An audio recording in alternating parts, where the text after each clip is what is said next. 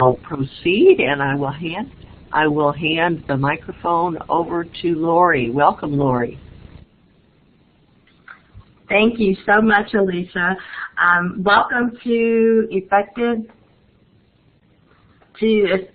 Strategies for Assisting Online Students. And as Alicia said, I am Lori Fontenot. In addition to my responsibilities here as an instructional designer, I am also the Texas Virtual School Project Manager. And the people you see here on the screen are my fabulous colleagues here at Region 4. They're the ones that help make everything happen. And I'm the one with the butterfly in the clown nose. So our our graphic designer designed this page, and I'm not too sure why he put a clown nose on me, but I will have to talk to him about that one. So one of the things we do in our department is we run Texas Virtual School, and so also referred to as TVS. We have been offering courses through TXBSN since 2001. We also offer Web Instructor Certification course where we help prepare instructors how to successfully teach online. And we hold an annual digital learning conference, and our next one will be January 13th, 2016. And just a little more about TVS. As I said, we've offered courses for the last 14 years through TXBSN, and throughout the years we were able to draw some conclusions about what helps students be successful online. But before I share some of these things we've learned and some practices that we've implemented over the years to help students be successful, I'd like to know a little bit more about you. So in the chat area, tell us about your role in your organization. What do you do? Where are you located? I know that some of you are in Phoenix, and also some of the challenges or opportunities you face or have faced in supporting students online. And if you were a superhero, who would you be? So as an example, I'll show you what I would put. I am the project manager for Region 4 Texas Virtual School. I'm located in Houston. And one of the opportunities that I'm currently facing in supporting our students online is converting all of our courses to make sure that they're accessible. So there's been lots of learning. I found that the courses that they're offering, the sessions they're offering in this conference have been extremely helpful for us. And if I were a superhero, I would be Aqua Girl. The reason is because Aqua Girl, it has telepathic powers, and I think having those powers would make my job so much easier, and maybe I could figure out the lotto numbers on there as well. So take a moment to introduce yourself in the chat area.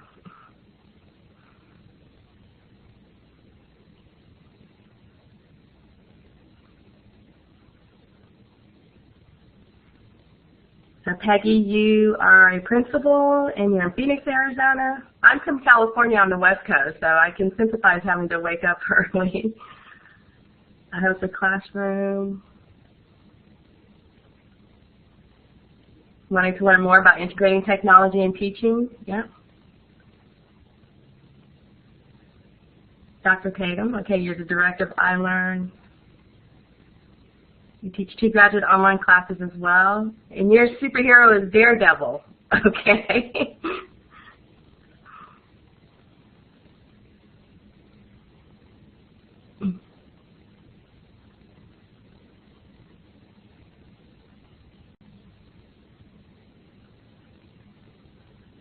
Hi, William. You're at Plano ISD.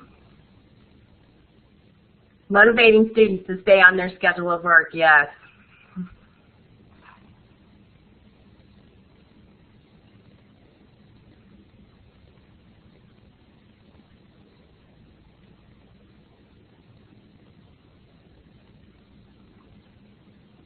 Oh, wow, so you have a history with TVS.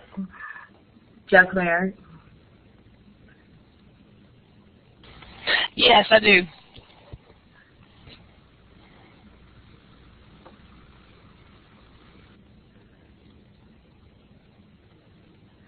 Participation and motivation online students. Peggy, you're a rogue superhero.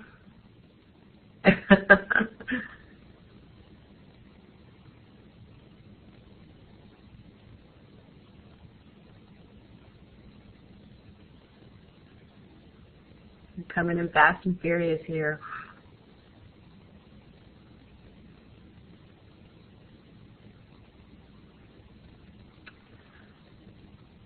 Yes, Monica, helping them manage their time and minimize their stress, that is a challenge.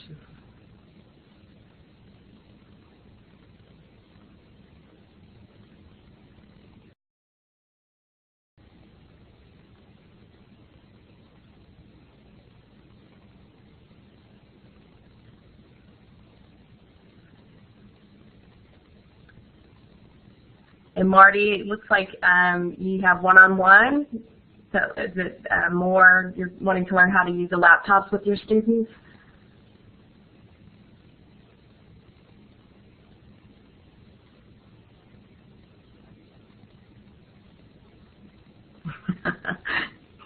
Catherine, you would be Batman. I love that.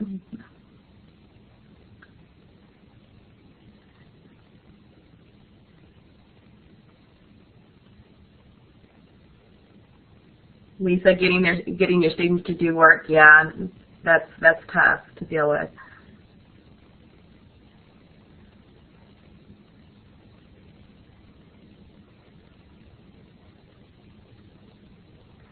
Welcome, Faith. And you're in Houston too, okay.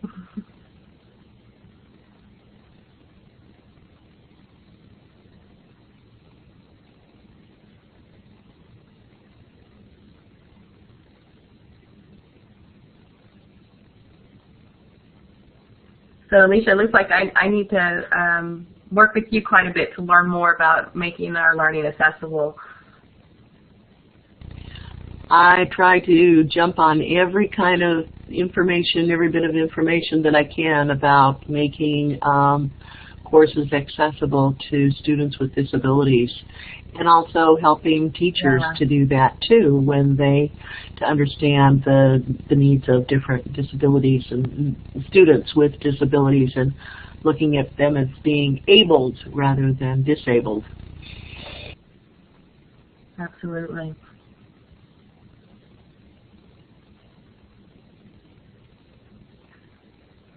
Boy, I love your statement, a superhero is teacher, because all teachers have to be superheroes these days. That's so right on point.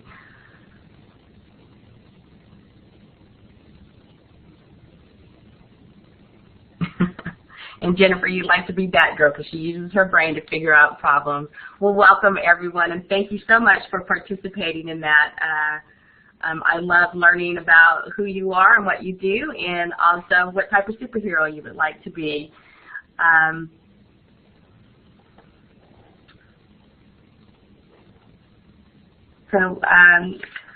Let's just go ahead and move forward. So today, my plan is for today is that, you know, the things we'll talk about are identifying the behaviors of a successful online student, also summarizing what we've learned here at Texas Virtual Cool, what we think is the key link in online student success, and also about, you know, applying best practices in assisting online students. We've developed a checklist on how to better assist online students from an administrative point, mainly from the position of the campus liaison between the instructor and also the course provider. So what makes an online student successful? Well, some of the things that we've noticed is that a successful student makes it a habit to enter into their class daily. They're reading their announcements, checking the message center from you know, making sure that they excuse me, listened, actually have reading the instructor's messages. They're checking the discussion board and any assignment posting areas. One of the things that we think that our teachers can do for students is to provide weekly checklists and a calendar of events to help guide the students through the course, and also that that instructors can also inquire or require a certain amount of attendance during the school week. We also feel like students who are successful, they stay in contact with their instructor. They're letting them know what they're doing in class. They're also letting them know their progress, giving them updates, when they're ready to take a test or a quiz, and when they send in their assignments. We find that when students do this, that they're in charge of their own learning and are more successful in a virtual environment. The other one that we think makes an online student successful is that they're participating in online discussion. They're active and visible in online discussion. They express their opinions and respond to others' posting. This means, providing meaningful discussion, not a one-line response. So often I would see, I agree or I disagree or this is a great post, and, I'd like to see students go beyond that. So a successful student goes beyond the one-liners and responds to just the minimum number of posts just to receive a grade. One way that I found to support students in that area is providing a rubric of what their discussion should be, and then also provide a sample of how I think they should respond to their postings. Students should always be, make sure that they're always polite and respectful at all times, so that successful students are in full compliance with the school's etiquette policy. The other thing that we find is that students who ask for help are more successful. So when they're experiencing difficulty with the technology or do not understand the instructions, they're contacting their instructor. Also, with the technology, the instructor can help them if they have a problem with, accessing one of the files or loading, getting into a live session with the instructor. If we provide an avenue for them to get help with the technology, then we find that those are students that are more successful in their class.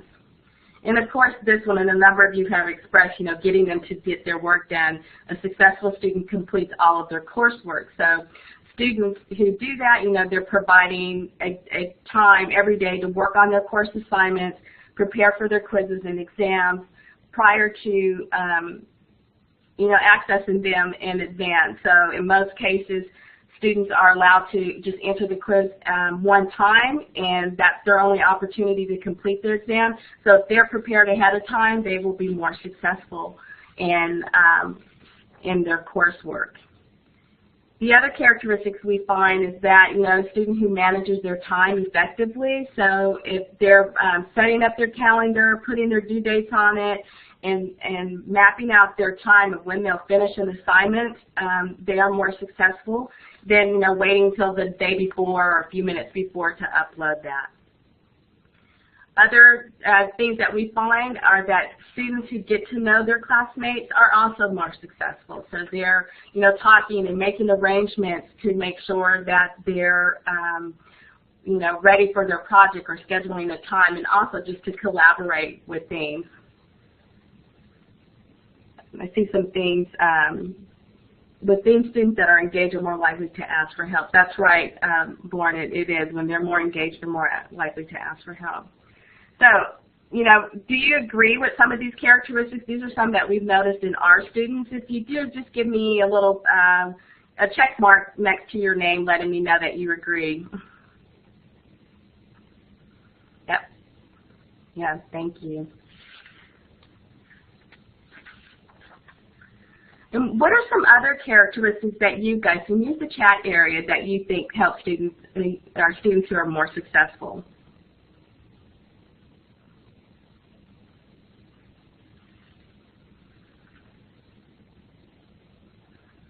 Good point, Monica. I think we do need to understand that we shouldn't assume that they know how to do these things. A lot of times we think because our students are in the kind of the millennium stage that they know how to do it. Yeah. Yes, frequent communication with each other and their instructors, also a good point.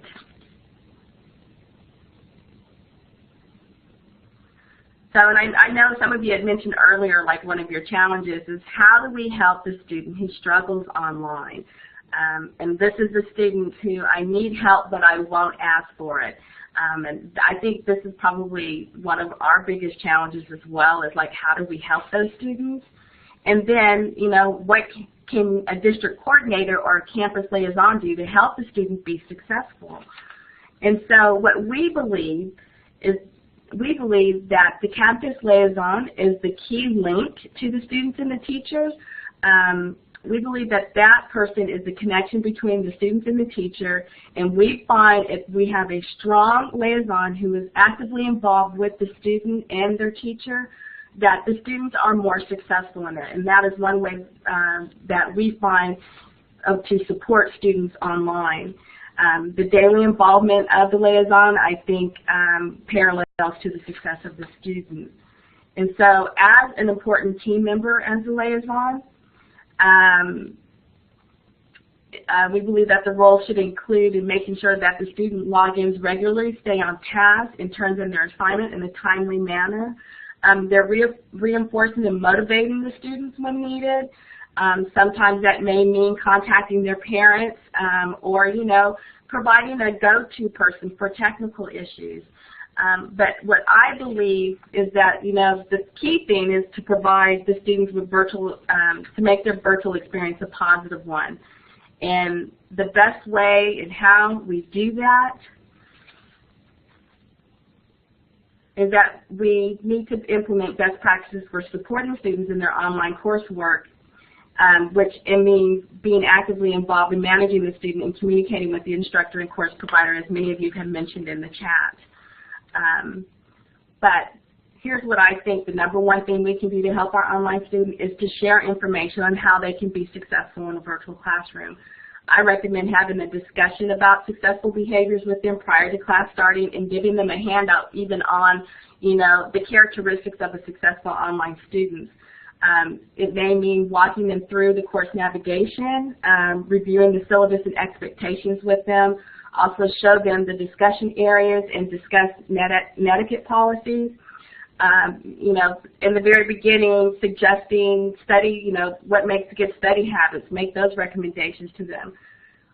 Letting them know that they're in charge of their learning, and then also as a campus liaison or administrator or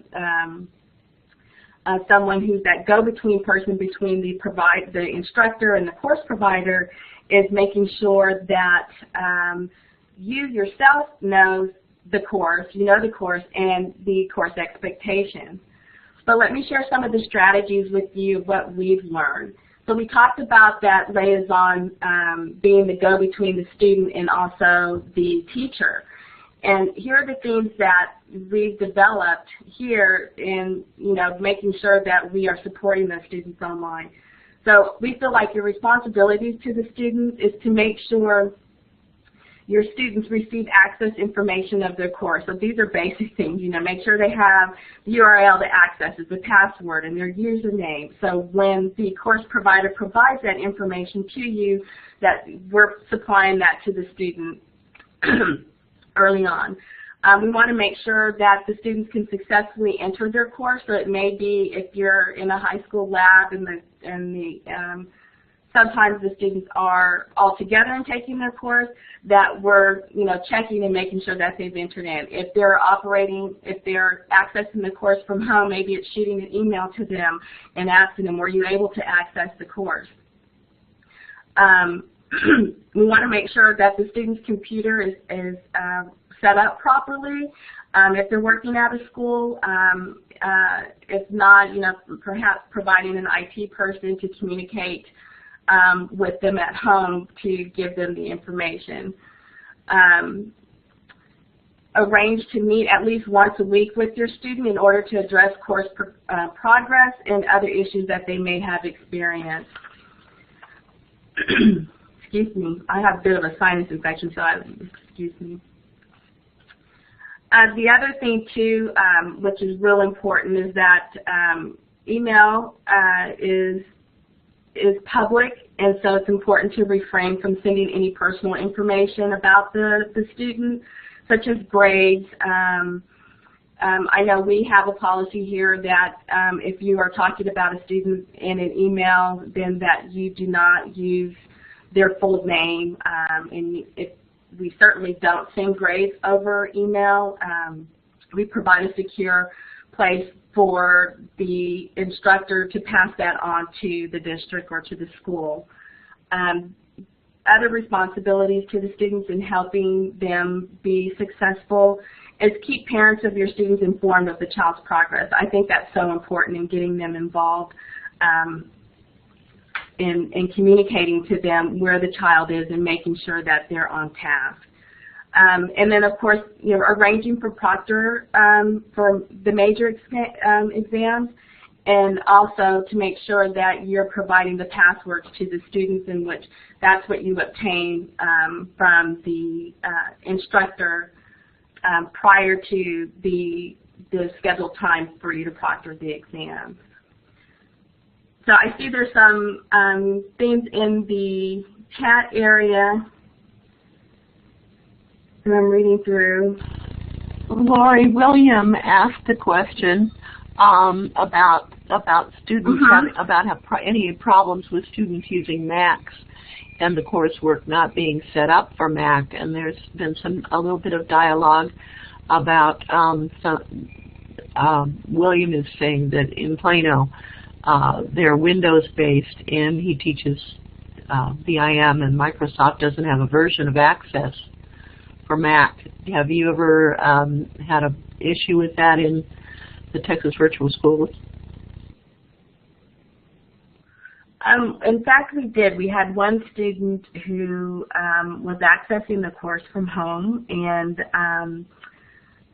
had several issues with using a Mac. We do use Blackboard as a platform, and I think they've gotten much better with, and we were actually using an older version of Blackboard at the time and had several issues. One of the workarounds that we did is that we, in the beginning, we would state, the kind of the technology items that a student would need in order to be successful in the class. Most times we would have our tech person help us work through those issues. That area for me is not my expertise, but I do know that a lot of the platforms have worked out some of those issues.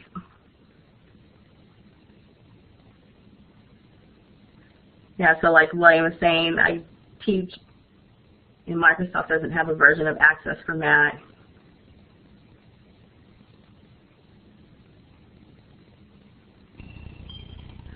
Great point, Monica. I mean, welcoming them into their session and making them feel part of the online community is very important.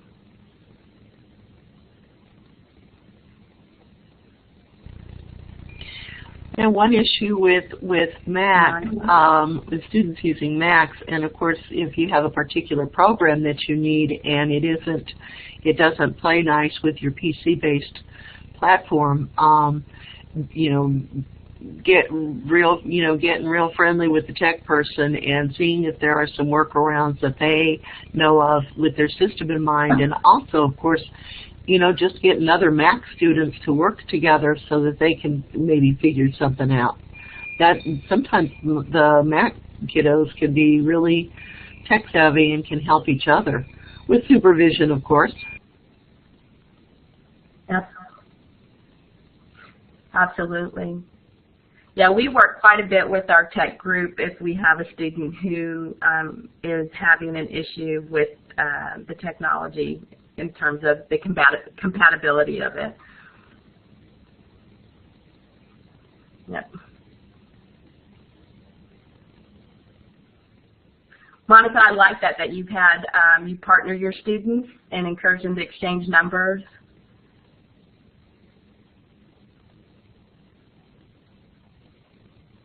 Yep, creating that online community, classroom community.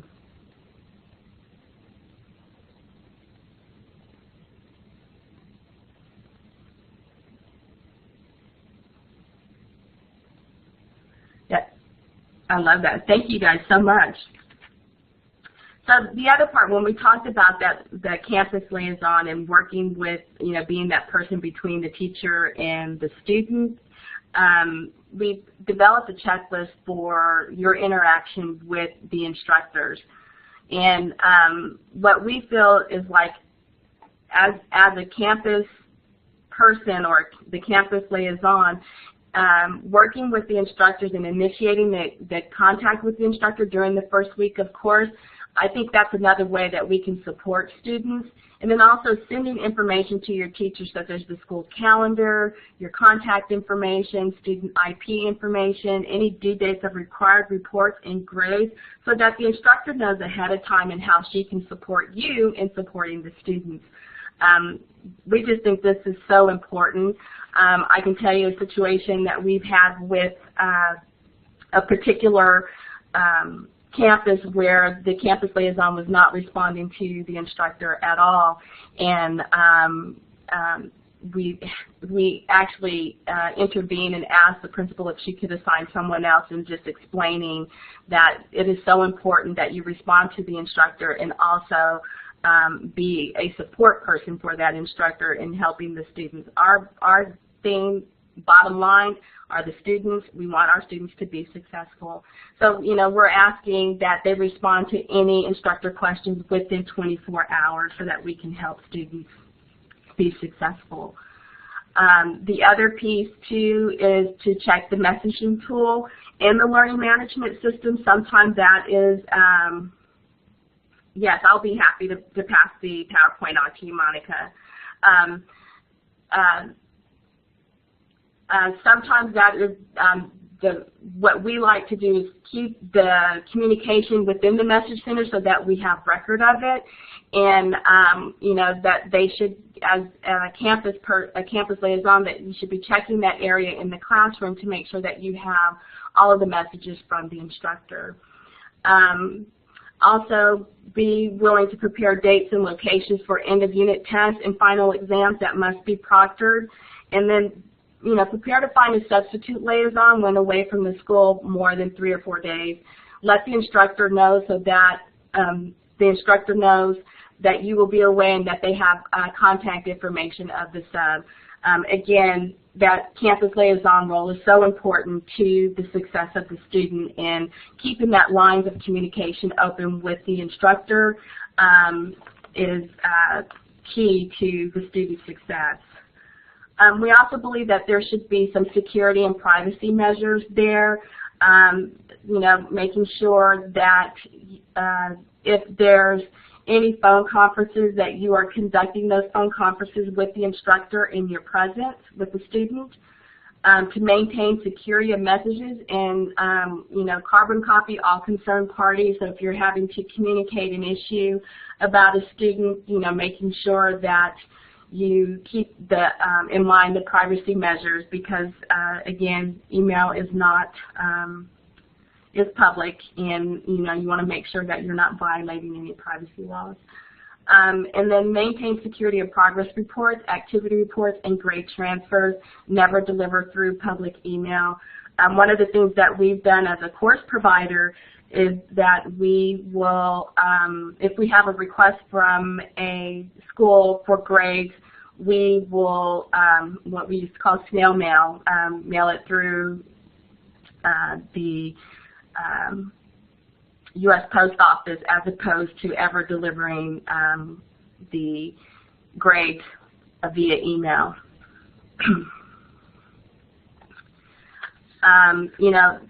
One of the things, too, is that you immediately address any inappropriate online behaviors. That's just something, with bullying and inappropriate language, those issues need to be addressed right away. You should also notify the instructor of any extenuating circumstances concerning students, such as a family emergency. We want those students to be successful, and as I can tell you, as a course provider, we have had situations where there have been family emergency, and our instructors have been absolutely wonderful in making sure that we help the students and, providing an opportunity for them to make up their classes after the family emergency has been dealt with. Again, we're just wanting so much to support our students online. And then also notify the instructor as to when school mandated reports, such as report cards and progress reports, are due, at least a week in advance. As a course provider, we always want to, not only support our students, but support the district in making sure that they're getting their items timely, too. So that's those three aspects. And then there's also that aspect like when you should contact the course provider if you ever run into an issue. We feel like if you have an instructor that's not responsive to you or your students, our policy here is that they should respond within anywhere from 12 to 24 hours. You want to create that culture, and you should contact the course provider. Also, when an instructor is late and you need some required reports or grades, that you should contact your course provider, whether it's Texas Virtual School or another course provider. Contact them immediately so that they can assist you. And then when there's a technical problem of a course, or if you need a password for an exam, your students in your lab to be proctored 5 minutes before the test is supposed to start, and you haven't received that passcode, that's when you should contact the provider as well. So that's our checklist, some of the things that we've learned over the years on how to support students online. My question for you is, what are some of the things that you would like to implement into your action plan, to help support students online?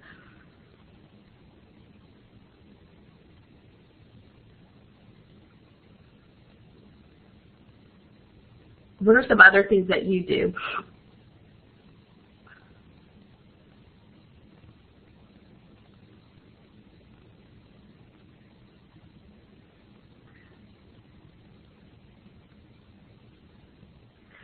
Peggy, we're primarily K-12. I think, communicating with the student would the expectations be different with college students. To me, with the K-12 students, there seems to be more coaching and taking them through, but I think you could certainly, take what we think makes an online student successful, giving them that information, but also, the same principles apply, but there's kind of a different handling. It's like, dealing with a college student as opposed to dealing with a high school student or K-12.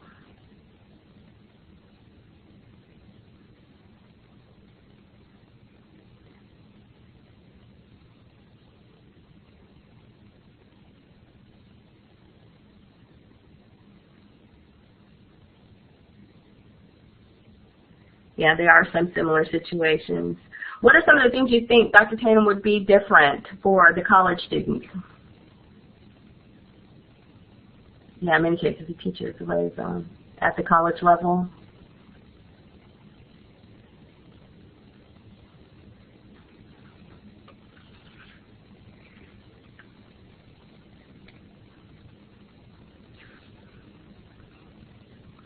Peggy, and your statement about the younger kids, parents trying to manage the course for the kids, I think that is a big challenge. And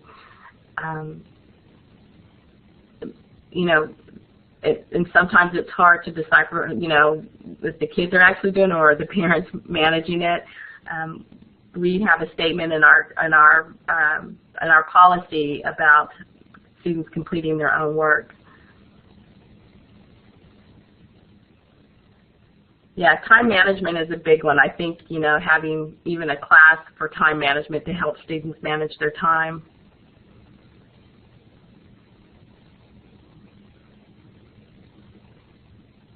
Sure.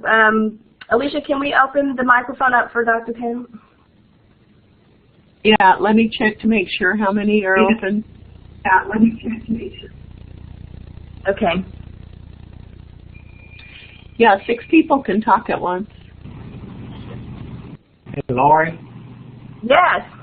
One thing I do want to say at the college level is that with your true online classes, what I find is that I have to be very precise in my syllabus, and the fact that most of my syllabi are probably about 50 pages long, simply because I make sure I lay out all the expectations of what needs to be done prior to the class beginning, and then each week with each module. what are my expectations, even to the point I turn around and create screen flow presentations of walking them through the LMS for each week, and then using TwitCast on a daily basis to offer them recommendations and suggestions of the things that they are interacting with in the course.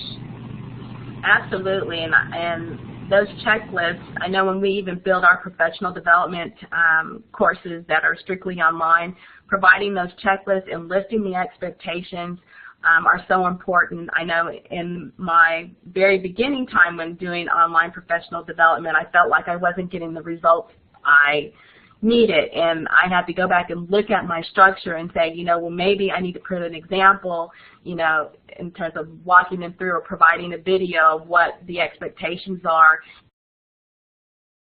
and so that students could meet the guidelines. So absolutely. Hi, Sarah. Yeah, providing a tutorial on LMS is a great idea to help students perform in their classes. Yeah, getting back to Monty's statement too, with college and high school too, it's often, if you do need sometimes a 50 or 30 or 40, 50 page syllabus, and sometimes at the college level I've found the folks that aren't teaching online, especially at the administrative level, don't understand as well that students need all the information they can get, and so the syllabus needs to be that long before they get started so that they can be independent.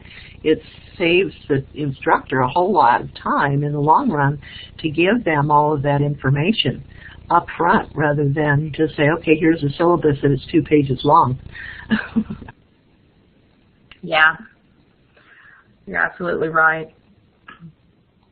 And that's why I think it's key. I mean, if we did nothing else, forget the checklist, tell your student how to be successful, and a good way to start is in that with the syllabus, and then also, you know, maybe providing tutorials on how to work your way through the learning management system, because a lot of times I think students will get frustrated with that if they can't find what they need, or are you know, struggling with the technology takes away from their ability to learn and apply the concepts that are being presented in the class. And Lori, another thing I have found at the college level, which is probably a little bit different than K-12, is that, especially with your graduate student, a lot of times if you just put things within the LMS, they sometimes are lost, especially if it's their first time to work with that LMS. So I have found that I send them links to the videos that I have put out on my Google Drive that they can watch before even getting into the LMS the first time, because sometimes they're lost if they have not been in that LMS before. Yeah, and in fact, I've seen where instructors at the college level and also at K-12 where they'll have an orientation a few days or even a week before the course starts.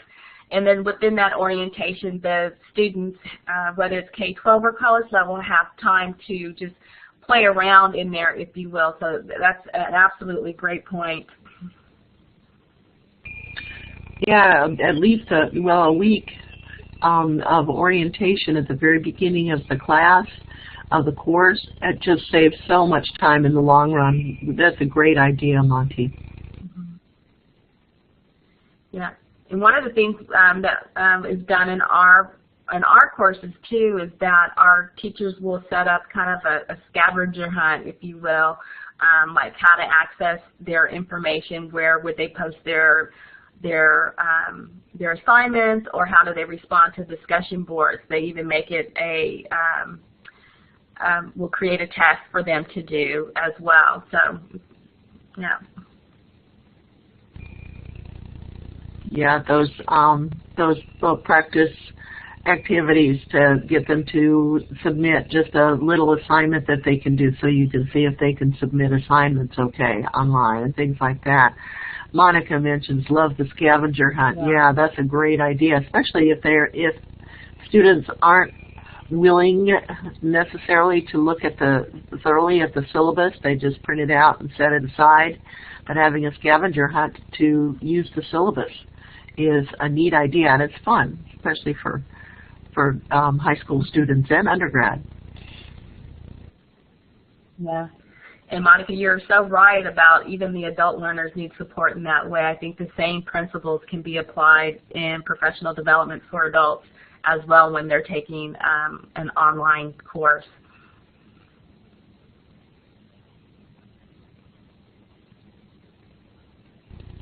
Sometimes college level students aren't kids, and they're not really native to the online experience. They might be returning to school, and they get terribly frustrated just getting familiar with the technology, much less trying to do their coursework, and it can be kind of daunting for them. So a little hand-holding is real important.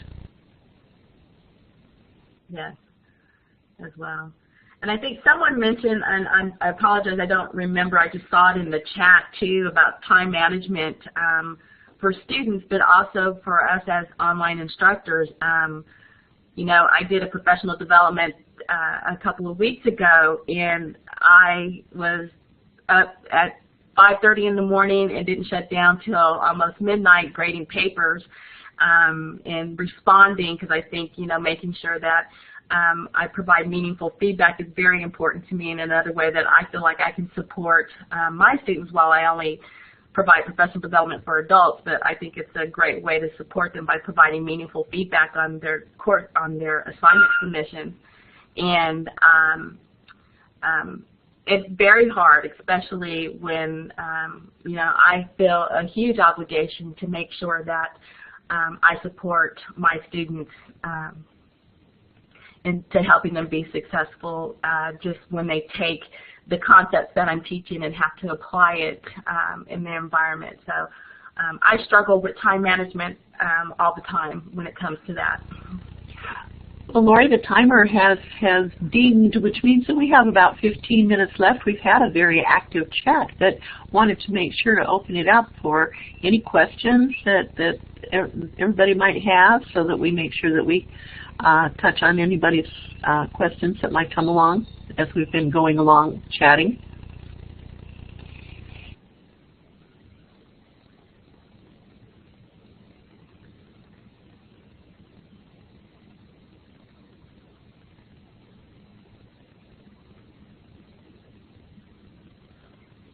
Yes, thank you, Sarah. Making sure that the design of your course is accessible. What I was thinking as we were going along is that these are great rules for the road, just to start, before you even start putting together resources and materials, that you think about, the end user, that old adage, keeping the end in mind. Who is going to be using your course, and how are they going to perceive all of the information? So keeping that in mind before, as you start developing the course is really important. So these are great rules for the road to, questions to ask yourself as you're going along. Absolutely. Jen's asking, how do you train your campus liaisons to effectively support their students? Jen, one of the things we do is that we discuss the, what makes an online student successful, and then also, giving them this checklist of things that they have to do. So we have an extensive checklist where we say, okay, a week before class you need to do these activities. A week after you need to do these activities. When it comes to proctoring exams, we have a list of things that they should be doing. Across the board, what we find is that the campus liaison is key to student success. And with that said, I know the students that students are, technically responsible for submitting, and participating in the class, but when they have that support at the school, and that they do significantly better than students who don't have that support. Yes, I was putting, for those of you who would like my PowerPoint, will send it to you. I'm putting my email address in the chat. Send me an email if you would like it.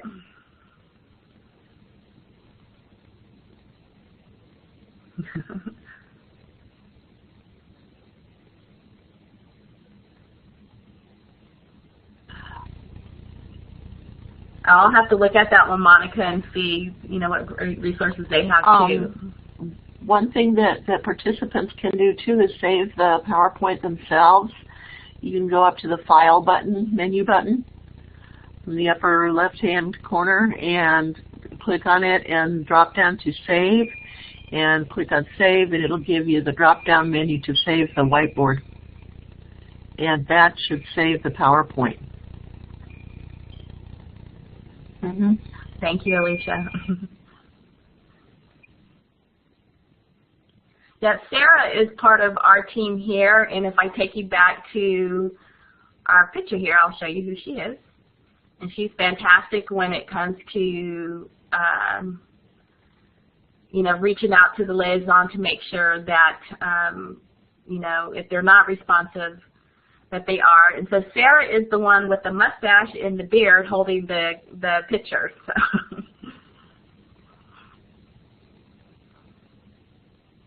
So that's our team here. We like to have a little fun.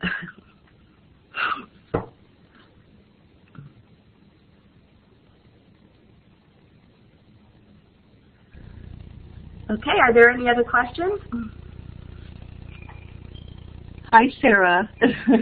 I did want to shout out. Well, I'd like to thank all of you for your wonderful participation in the discussion board. I've loved learning about you and learning from you. I always love these times to meet with people and learn from others' expertise as well. So thank you so much. And I did put my email address in the chat, so if you have any questions or would like to share some information with me, please don't hesitate to email me. Thank you.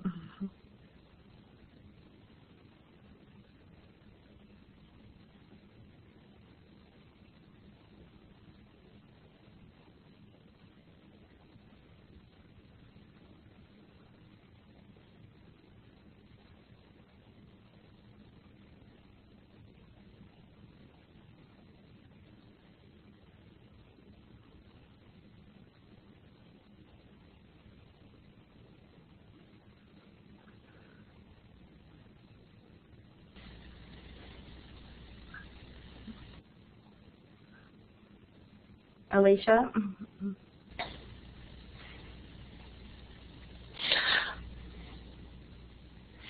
Lori, hi. This is Jo Claire. I'm not sure where Alicia went. Maybe she had no, I'm here. I just clicked off the top button. I was just doing the conclusion, and we seem to be having a whiteboard thing. It's just a blank board. So I just wanted to thank everybody for coming, and thank Lori, of course. That was just such a great overview of the rules for the road for being a successful online teacher and to help students to be successful as well. That was really neat. As we're closing here, we'll be ending here in just a few minutes.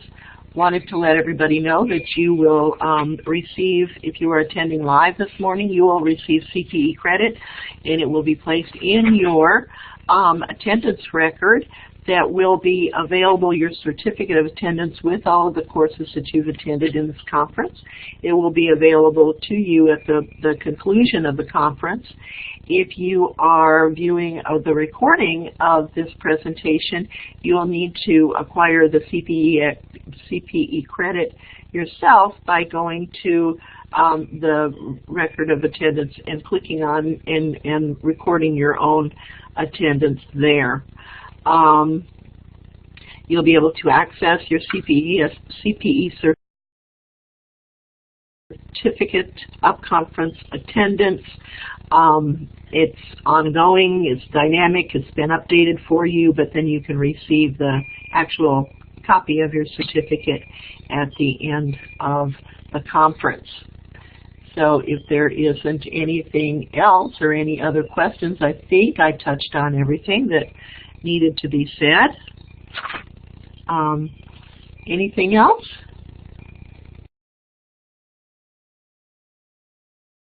Thank you so much, Alicia, for all of your help this morning, and thank you, everyone, for attending. Yeah, it was great.